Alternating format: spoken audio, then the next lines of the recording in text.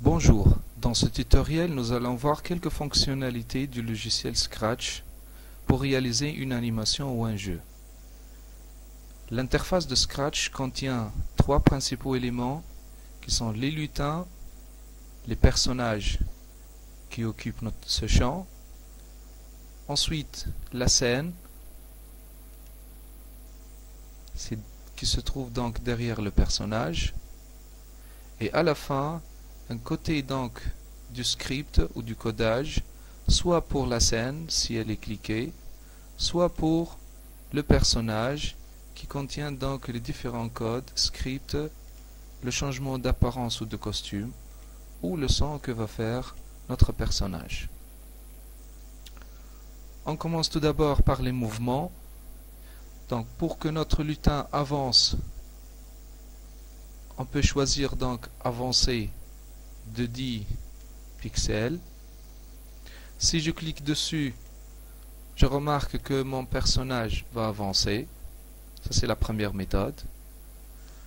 Ou aussi la deuxième méthode, on va prendre le bloc ajouter 10 à X. Si je clique dessus, donc à chaque fois, il va avancer selon l'axe des X de 10 pixels. Pour faire marche arrière maintenant, on va changer la valeur de 10 par moins 10. Et dans ce cas, si je clique dessus, notre personnage va faire marche arrière. La même chose en bas. Je peux ajouter aussi le signe moins. Et dans ce cas, si je clique sur ajouter moins 10 à X, il va faire aussi marche arrière. Maintenant, pour se diriger vers le haut ou vers le bas, nous allons prendre le deuxième axe qui est Y. À chaque fois, donc, si je clique sur ajouter 10 à Y, notre lutin va se diriger vers Y, l'axe Y. Nous avons un arrière-plan, on peut ajouter un nouveau arrière-plan. Cet arrière-plan donc va nous faciliter beaucoup les choses. Juste en bas, on va trouver une grille. Ensuite, je confirme. Et dans ce cas, notre arrière-plan va être changé. Je peux déplacer le lutin. On va revenir sur les scripts du lutin. On remarque bien donc que le script, le personnage donc est sélectionné. Donc on va revenir vers son script. Donc ajouter 10 à Y. Si je clique à chaque fois donc ajouter 10 à Y, on voit bien donc notre personnage qui se déplace de 10 pixels vers le haut. Pour revenir en bas, donc la même chose qu'on a fait pour l'avance et le recul, on va ajouter le signe moins.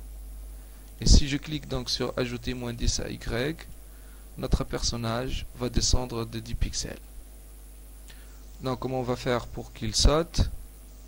On va associer ajouter 10 à Y et moins 10 à Y. Donc je vais écarter ces blocs. Ajouter 10 à Y, ensuite moins 10.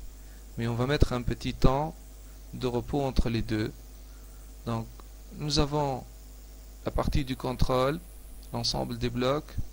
On va choisir la première, attendre une seconde, ensuite descendre de moins 10. Une seconde c'est trop. On peut la changer en cliquant deux fois. Et on va mettre avec le clavier 0,5 secondes. Si je clique sur ma pile, on voit bien donc qu'il monte et qu'il fait un petit saut. Je vais donc augmenter la valeur de Y à 100. La même chose en bas.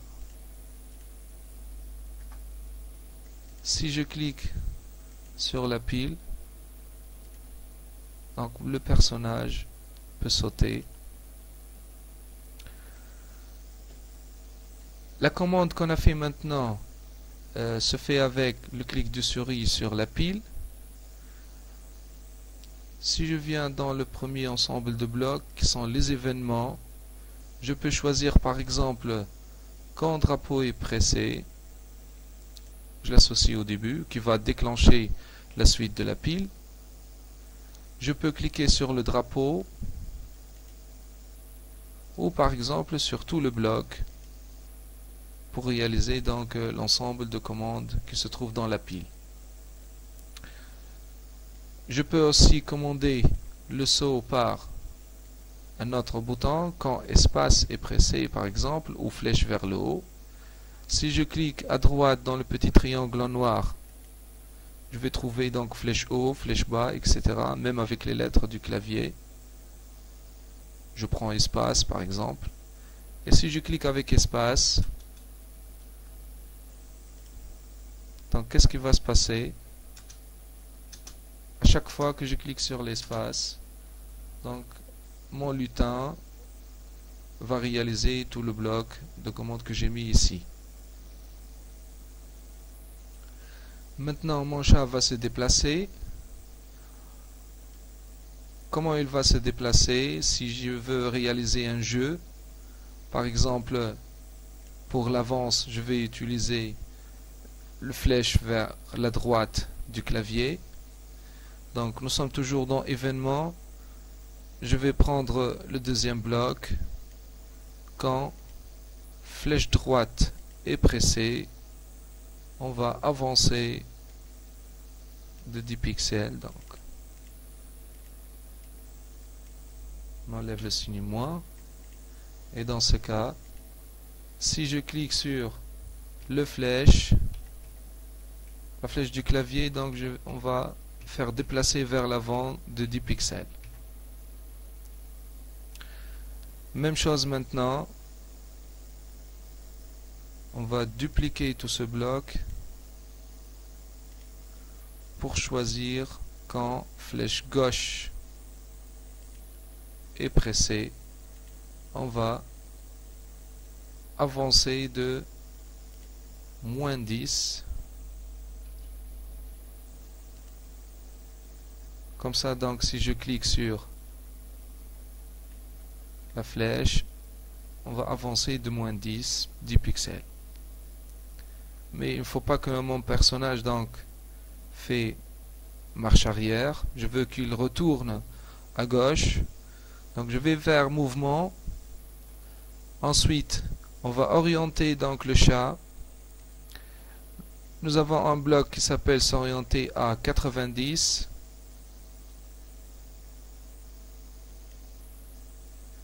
Si je clique sur le petit triangle, donc nous avons les 4 sens d'orientation. Moi je vais vers la gauche. Et vous remarquez bien, si je clique sur la flèche, mon lutin s'est renversé. Pour résoudre ce problème, donc on va fixer un sens de rotation pour qu'il se retourne vers la gauche ou vers la droite. En bas, nous avons un bloc qui s'appelle fixer le sens de rotation. On va l'ajouter. Et comme ça, donc, la rotation va se faire position à gauche ou à droite. Parfois, je me suis ennuyé par ces blocs. Comment ils vont disparaître d'ici? Soit avec le bouton droit de la souris et je clique sur supprimer. Soit je clique dessus, reste cliqué. Et je le renvoie vers les autres blocs et je les dépose. Si vous avez ce genre de problème si la liste se déplace vers la gauche ou la droite, cliquez sur un élément et restez dans cette position et bougez-le à gauche et à droite pour qu'il revienne à sa position initiale. Donc je reviens au déplacement. Si je clique vers la gauche ou vers la droite, on s'est orienté. On va ajouter aussi notre orientation comme on a fait pour flèche droite. On va s'orienter à vers la droite, donc c'est 90. À chaque fois, donc avec le clic, en cliquant sur le bloc ou par exemple sur les flèches. Maintenant remarquez bien que pour avancer vers la droite, je veux pas qu'il fait marche arrière, je vais enlever le moins 10. Donc il va avancer 10 pas en s'orientant vers la gauche ou vers la droite. Je vais cliquer sur le bloc. Si j'avance avec les flèches du clavier vers la gauche ou vers la droite, et en cliquant sur espace, qui est ce bloc là, espace, donc il va sauter.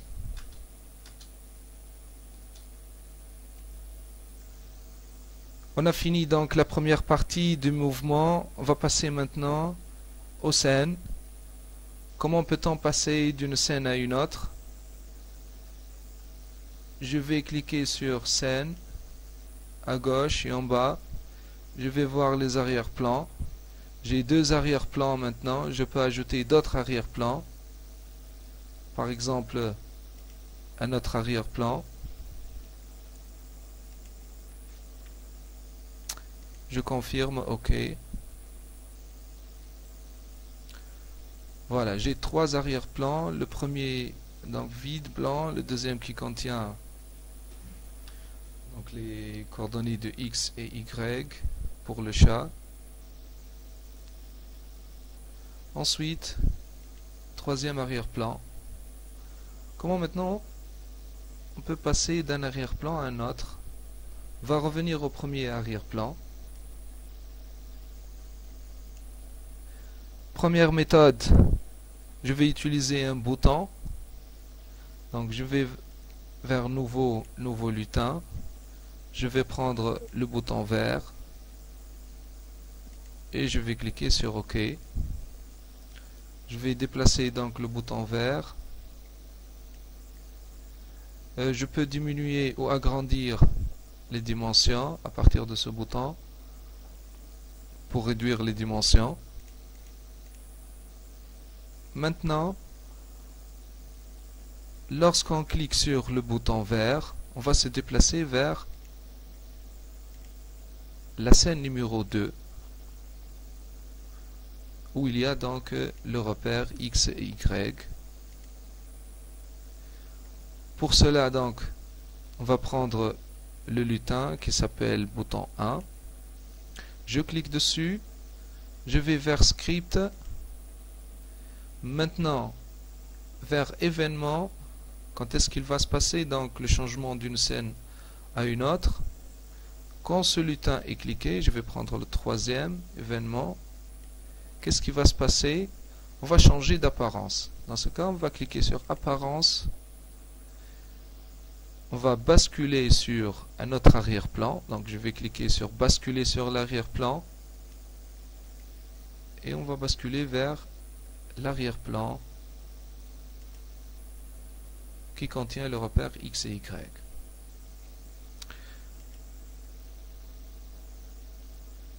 Donc je vais cliquer sur le bouton vert. Si je clique sur le bouton vert, donc l'arrière-plan va changer vers le deuxième.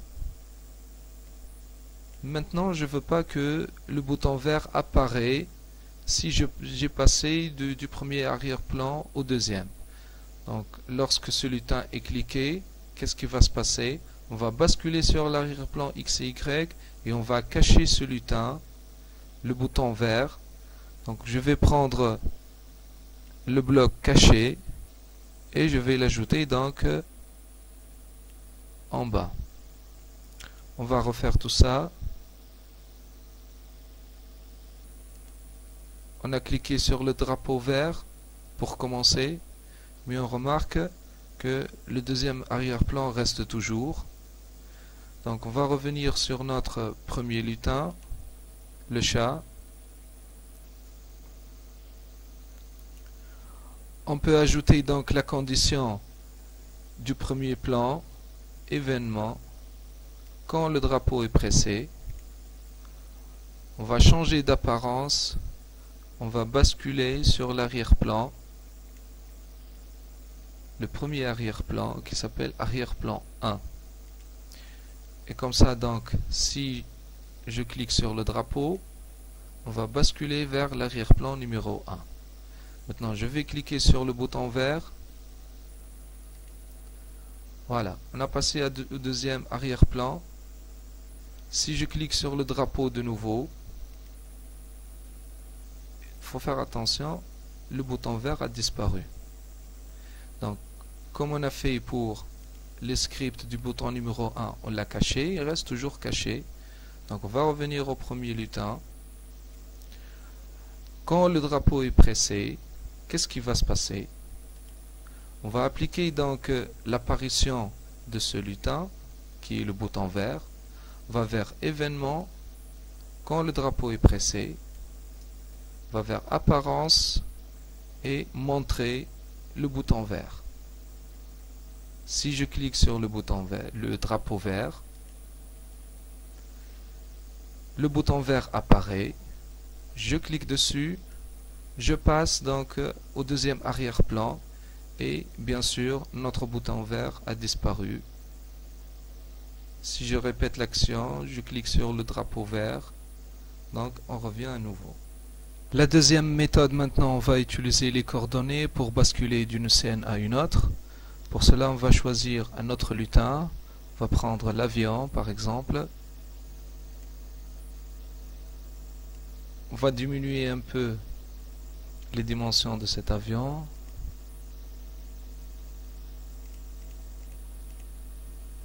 Voilà. On va la mettre dans une position, une première position. Donc si l'avion avance et elle atteint le bord de la scène, dans ce cas on va passer à la deuxième scène, à notre arrière-plan. Pour faire ceci, donc on va commencer par événement. Quand le drapeau est pressé, à chaque fois que je commence donc le jeu, mon animation, il faut que l'avion rejoigne sa position initiale. Donc on va vers mouvement et choisir le bloc suivant. Donc aller aux coordonnées X et Y. Par défaut, ils sont donc les coordonnées de l'avion au début. Maintenant, on veut que l'avion avance de 10 pixels. Donc à chaque fois, l'avion va avancer de 10 pixels. Si je la mets ici, donc quand le drapeau est pressé, elle va avancer de 10 pixels seulement. Je veux qu'elle répète donc cette avance plusieurs fois. Je vais vers contrôle, donc répéter 10 fois par exemple, et je vais mettre le bloc avancé de 10 dans cette condition. Maintenant quand je clique sur le drapeau, l'avion donc à chaque fois elle revient à sa position initiale et avance de 10 pixels. Donc je vais augmenter donc l'avance, je vais mettre 30, je vais répéter, on n'a pas encore atteint le bord, je vais mettre 35. Quand je clique sur le drapeau, donc on va aller à cette position. Bon, lorsque l'avion arrive à cette position, donc on va basculer vers un autre arrière-plan. Et dans ce cas, nous avons besoin donc d'une condition si et alors.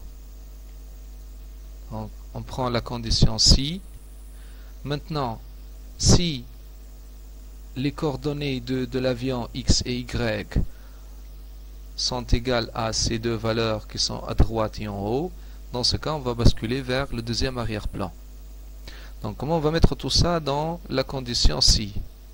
Nous avons besoin tout d'abord des opérateurs. On va cliquer sur l'ensemble des opérateurs. On prend le bloc qui nous donne l'égalité pour mettre si x égale à la valeur et y égale à la deuxième valeur. Donc nous avons besoin de deux blocs, l'un pour x, le deuxième pour y. Et il faut dire que si x égale à, dans mon exemple, 167, et il faut mettre un opérateur et y égale, dans mon exemple, 113. Donc nous allons aussi utiliser un troisième bloc qui est le bloc et. On va associer donc l'égalité à chaque fois dans ce bloc et. Pour l'abscisse x et y et l'ordonnée y de l'avion, on va vers mouvement. En bas, nous avons les variables x et y. On va prendre la première variable x, on va la mettre dans le premier carré. Si abscisse x égale, je vais entrer la valeur. Les valeurs, je les trouve ici en haut et à droite. Donc, dans mon exemple, c'est 187. Ensuite, la même chose, ordonnée y. Et je vais entrer la valeur de y. Dans mon exemple, c'est 113. Ensuite, on va associer tout ça dans le bloc E. Donc, on va mettre le premier pour x et le deuxième pour y. Il faut faire attention ici, il ne faut pas cocher donc l'abscisse x et y. Si je les coche, ils vont apparaître donc dans ma scène. Moi je veux pas, donc j'ai pas besoin d'afficher les coordonnées x et y à chaque fois, donc je vais les décocher. Je vais ajouter donc tout ça dans la boucle ci. Alors, donc quand le drapeau est pressé, il va aller à x et y au début, ce sont les coordonnées de l'avion au début. Il va répéter 10 fois donc pour avancer. Si maintenant l'abscisse x et y à la fin, alors qu'est-ce qu'on va faire? On va basculer vers un autre arrière-plan, on va vers apparence. Maintenant je vais ajouter le passage vers un autre arrière-plan, donc je choisis basculer sur l'arrière-plan. Je vais prendre par exemple Circle. À chaque fois maintenant que je clique sur le drapeau, l'avion donc elle avance jusqu'à atteindre un certain point où nous avons les abscisses et l'abscisse est l'ordonnée, et elle va changer donc notre scène va changer d'apparence. Bon, si je clique sur le drapeau de nouveau, on reste toujours dans la même scène. Donc il faut revenir à la première scène. Pour faire ceci, donc on va revenir au début. Quand drapeau pressé, on va basculer sur l'arrière-plan. C'est le premier arrière-plan qui est appelé arrière-plan 1. Et on va ajouter tout ça donc à la pile. Maintenant, quand le drapeau est pressé, on passe donc au deuxième arrière-plan. Si je clique une autre fois sur drapeau, on revient dans le premier arrière-plan, ensuite on passe au deuxième. Bon. On peut régler aussi donc le mouvement de l'avion. Donc lorsqu'on va basculer vers le deuxième arrière-plan, donc on va régler son mouvement. Donc qu'est-ce qu'on va faire? On va prendre les coordonnées donc de l'avion au début, je vais les dupliquer. Ensuite, on va le mettre sous basculer sur l'arrière-plan. Comme ça. Donc, si je clique sur le drapeau, donc l'avion passe au deuxième arrière-plan et donc elle va apparaître juste au début. Je peux ajouter aussi donc une répétition de mouvement. Donc, je vais cliquer sur dupliquer pour ce bloc et le mettre en bas. Et lorsque je vais cliquer sur le drapeau, on revient au début et l'avion donc peut voler jusqu'à la fin. La troisième méthode maintenant pour passer d'une scène à une autre en utilisant le nom du joueur. Donc on va prendre ce lutin, j'ai supprimé les autres. On va commencer par l'événement. Quand le drapeau est pressé, le lutin va nous demander d'inscrire le nom. Pour faire ceci, donc on va vers capteur. Donc dans capteur, on va demander quel est votre nom et attendre jusqu'à ce qu'on saisit avec le clavier le nom et appuyer sur entrée. Si on clique sur entrée ou on confirme donc notre nom, on va basculer directement vers un autre arrière-plan. Donc on va vers apparence. Donc basculer sur l'arrière-plan. On va prendre cet arrière-plan et on va cliquer sur le drapeau. Donc il nous demande quel est notre nom. Donc on peut changer bien sûr donc la demande, par exemple entrez votre nom. Donc on peut changer ce qui est écrit à l'intérieur. Donc si on écrit j'écris mon nom, par exemple, et je vais mettre entrée. On bascule directement vers le deuxième arrière-plan. Maintenant, lorsqu'on va ajouter autre chose, si on bascule vers l'autre arrière-plan, donc le chat va nous dire bonjour et saisir notre nom. On va ajouter donc au script, donc dire pendant 2 secondes. On va prendre celle-ci. Si on va prendre la deuxième, dire hello, donc il va toujours répéter cette action. On veut que cette action donc se réalise pendant 2 secondes seulement. Et je vais cliquer sur drapeau, encore une fois, drapeau vert. Remarquez ici donc que l'arrière-plan reste, donc il faut qu'on commence avec un arrière-plan, un autre arrière-plan. Donc pour faire ceci, donc on peut arrêter le script. Au début, dans apparence, donc on va basculer vers le premier arrière-plan si le drapeau est pressé. Donc si le drapeau est pressé, on va basculer vers un premier arrière-plan. On va prendre l'arrière-plan numéro 1, le blanc. On va demander le nom.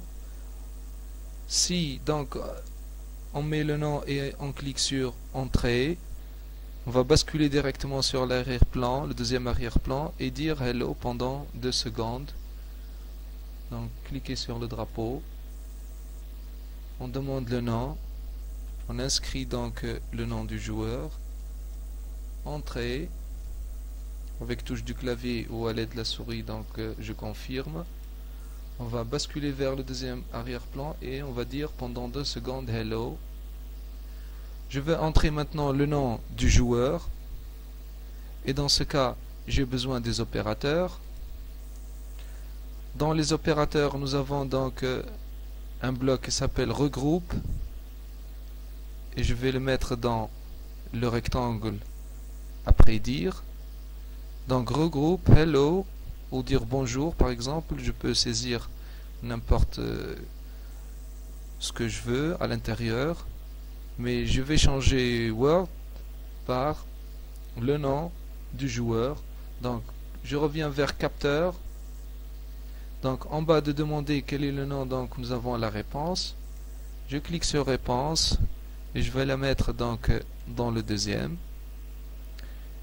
Et je vais commencer au début. On demande le nom.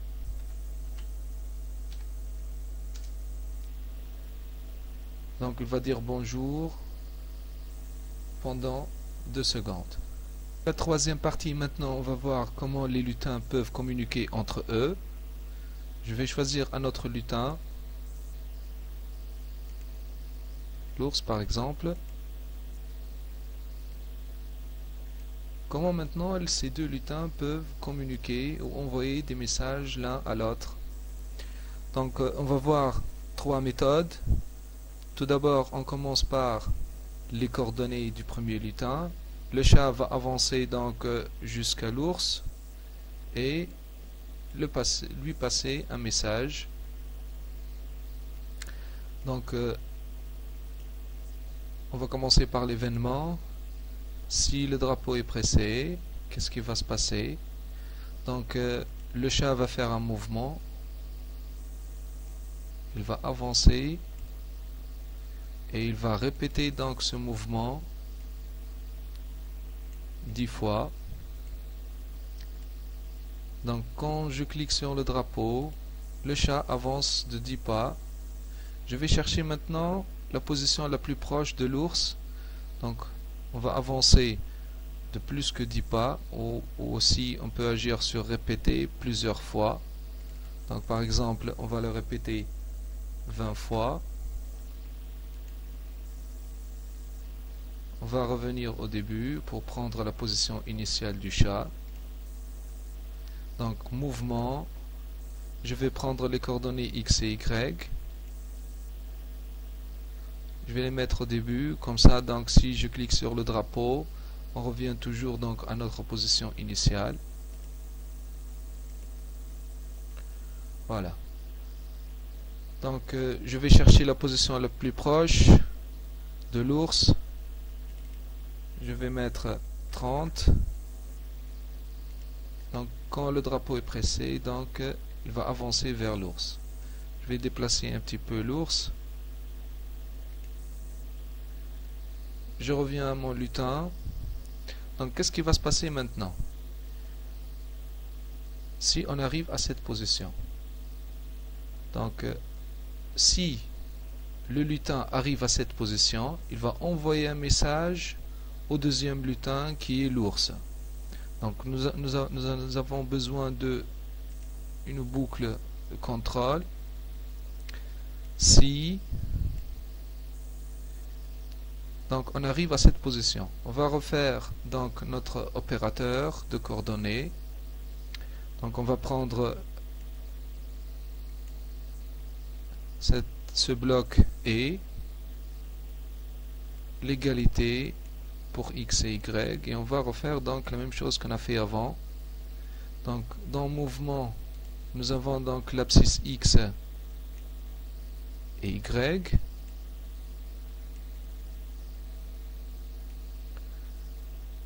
Donc je vais saisir les coordonnées donc du lutin que je vais trouver donc à droite en haut.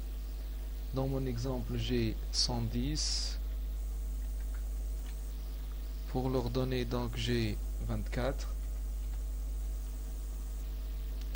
Je vais les mettre tous les deux donc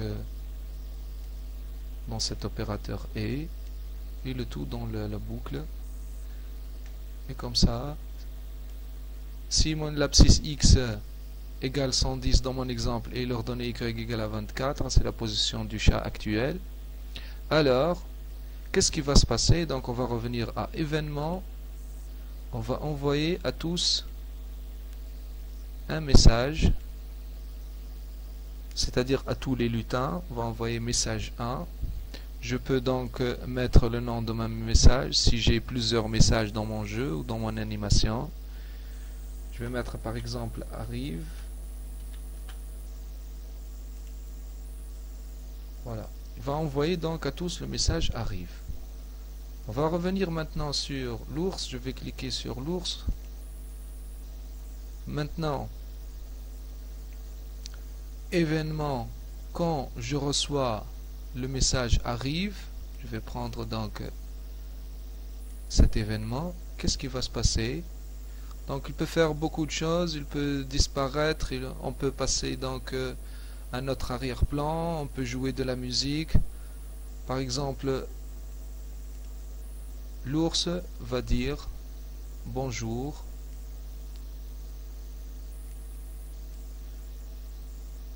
Et on va essayer ça. On clique sur le drapeau.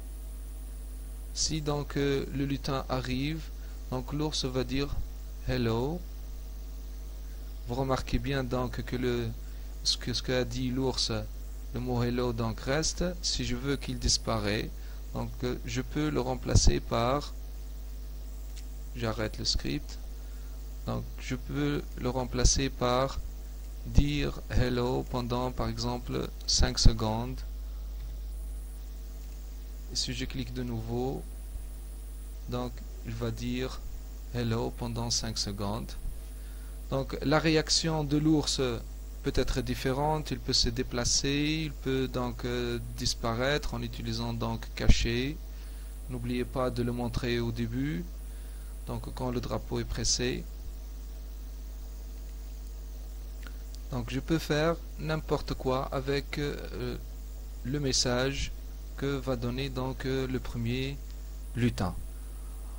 Ça c'est une première méthode. Deuxième méthode maintenant, quand l'ours est touché, donc il va faire une réaction. Donc on va revenir dans notre premier lutin qui est le chat. Donc on va changer tout ça, nous n'avons pas besoin donc de tout ce bloc.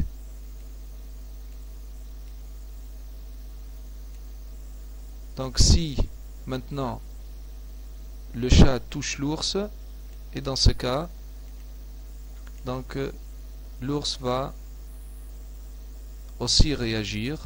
Donc si, donc qu'est-ce qui va se passer? On va utiliser donc l'ensemble des capteurs est touché. Maintenant, si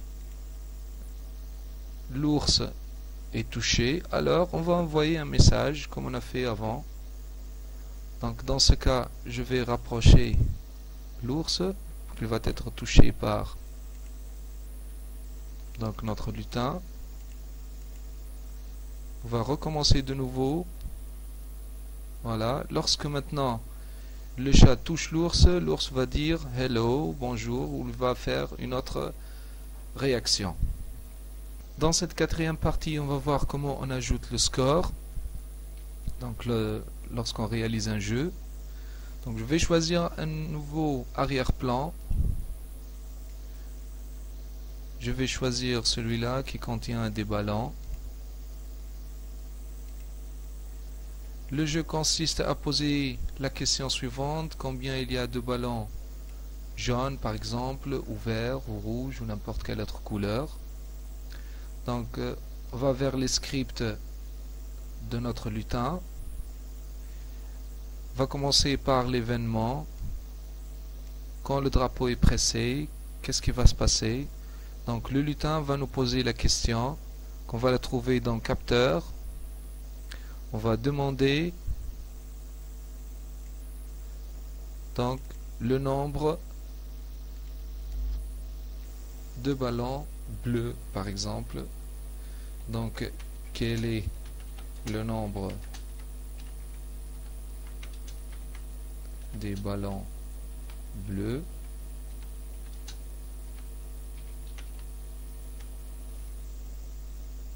Ensuite on va attendre la réponse. Bon, maintenant on va utiliser une contrôle. Donc dans contrôle on va utiliser la boucle si. Maintenant si la réponse est juste, alors on va ajouter +1 au score, sinon on va mettre -1.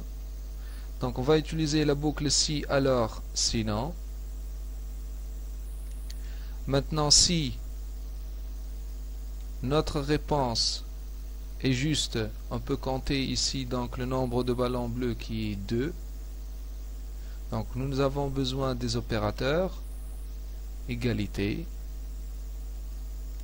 Si la réponse à cette question, donc la réponse je vais la trouver dans capteur.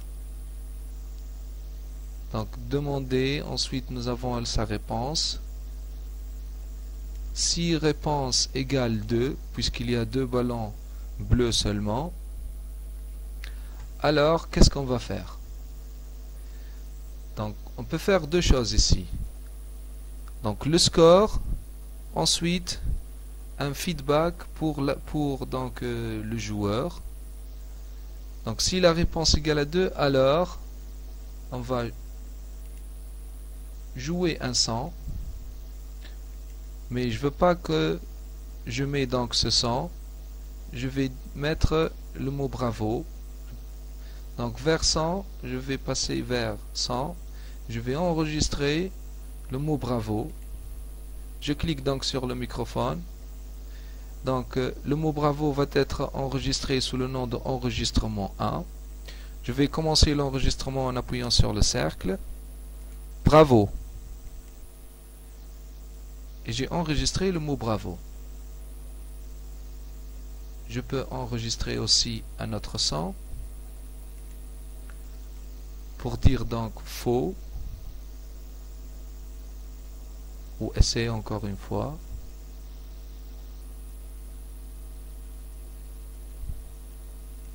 Faux. J'ai enregistré 2 sons.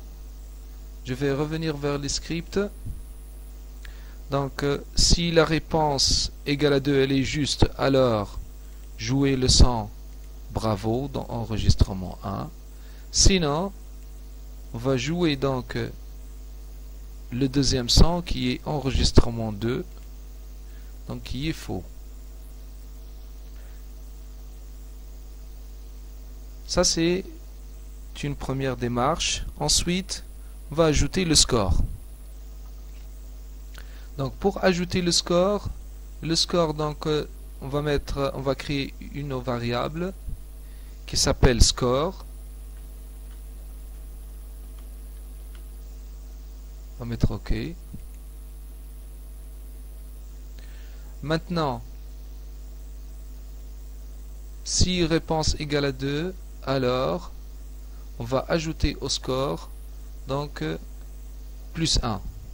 Si la réponse elle est fausse, on va ajouter au score moins 1. Donc on va utiliser donc ajouter à score 1.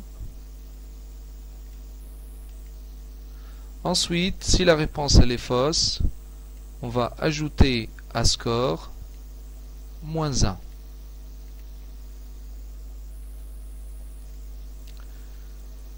On va faire donc une petite expérience. On va cliquer sur le drapeau. Donc quel est le nombre des ballons bleus? On peut mettre 2. On va faire la réponse juste. Et je confirme. Bravo. Donc on a dit bravo. Ensuite donc on a mis le score à 1. Remarquez ici donc que devant score on a coché la variable score. C'est pour cela donc qu'elle apparaît donc à gauche et à droite plus 1. Maintenant je vais cliquer une autre fois sur le drapeau pour recommencer le jeu. Si je clique de nouveau sur le drapeau, je remarque que mon score reste à 1. Moi je veux qu'il revienne toujours à 0. Et dans ce cas donc je vais revenir ici dans mettre score à 0.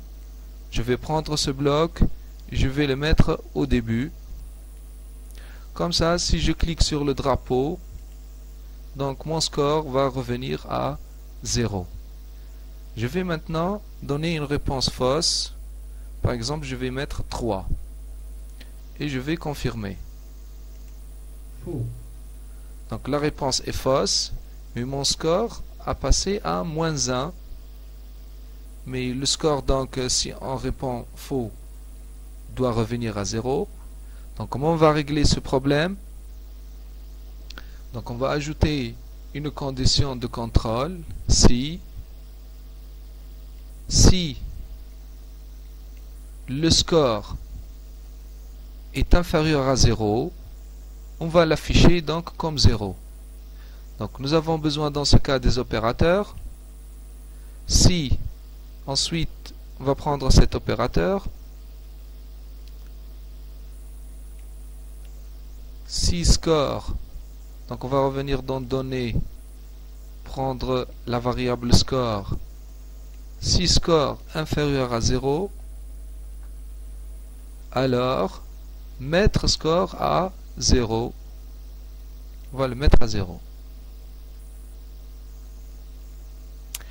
Donc dans ce bloc, on va l'ajouter donc après ajouter à score moins 1. Maintenant il va tester si le score est inférieur à 0, alors mettre score à 0. Donc on va revenir, on va répondre faux. On va confirmer la réponse. Faux. Faux.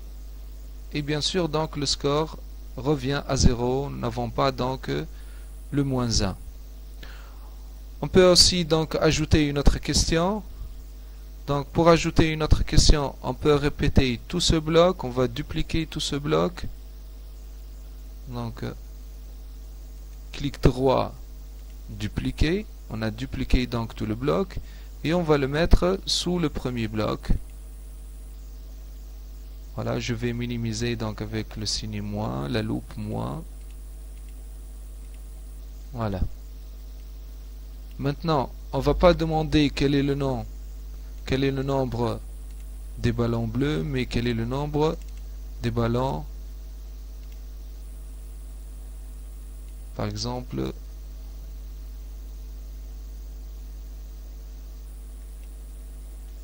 allez, on va mettre donc violet. Donc je vais saisir violet. Donc la réponse, nous avons 3 ballons violets. Donc je vais mettre ici si réponse égale 3.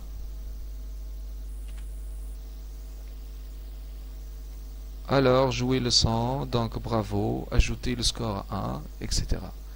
Donc je peux aussi donc poser d'autres questions à chaque fois, donc je peux répéter le même bloc si vous trouvez ça donc plus facile. N'oubliez pas donc qu'on peut aussi donc ajouter le nom du joueur au début comme on a vu avant dans le tutoriel. Merci pour votre attention et au tutoriel prochain.